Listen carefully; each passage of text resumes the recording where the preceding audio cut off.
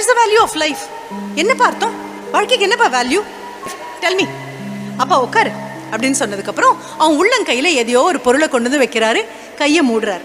மூடிட்டு, சனிக்கிழமை நம்ம ஊரில் சந்தை உண்டு, சரியா? நம்ம ஊர் சந்தை சனிக்கிழமை அன்னைக்கு தான் எல்லாம் விற்பனை பண்ணக்கூடிய ஒரு இடம். நீ என்ன பண்ணுற அப்படின்னா, அங்கே போய் அந்த குப்பை மேட்டுக்கிட்ட போய் நிற்கிற.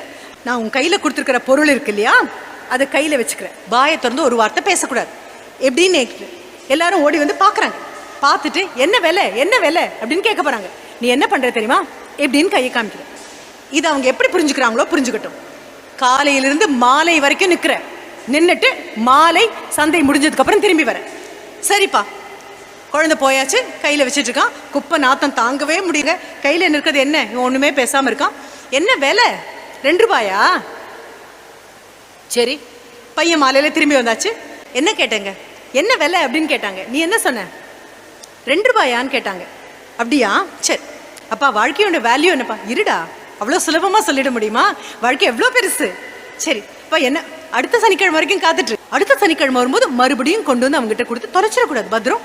இப்போ நீ எங்கே போகிற தெரியுமா? நம்ம ஊரில் ஒரு அருங்காட்சியகம் இருக்கு, இங்கே போய் நிற்க போகிறேன். கையில் என்ன இருக்குன்னு கேட்பாங்க. பார்த்துட்டு என்ன விலை அப்படின்னு கேட்பாங்க. வாயே திறக்கக்கூடாது அப்படின்னு சொல்ல போகிறேன். சொன்ன அடுத்த நிமிஷம் அவங்க என்ன பண்ணுறாங்கன்னு பார்க்கலாம். சரி, என்னது இது? ரொம்ப அழகாக இருக்குது, ரொம்ப ஆச்சரியமாக இருக்குது. How much does it cost? It's 20,000. குழந்தைக்கு ஒன்றுமே புரியல. போன வாரம் 2 ரூபாயான்னு கேட்டாங்க, இப்போ 20,000ங்கிறாங்க. என்ன சொன்னேன்? ஒன்றும் சொல்லப்பா, 2ன்னு காமிச்சேன். என்ன சொன்னாங்க? Is it 20,000 அப்படின்னு அவங்களே சொன்னாங்கப்பா. அப்படியா? பா, what's the value of life? அமைதி அமைதி.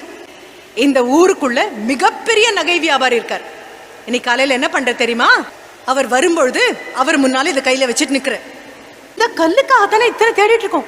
இவ்வளோ பெரிய நகை கடையில் கூட இது கிடையாது. என்ன விலை? Just 20 lakhs.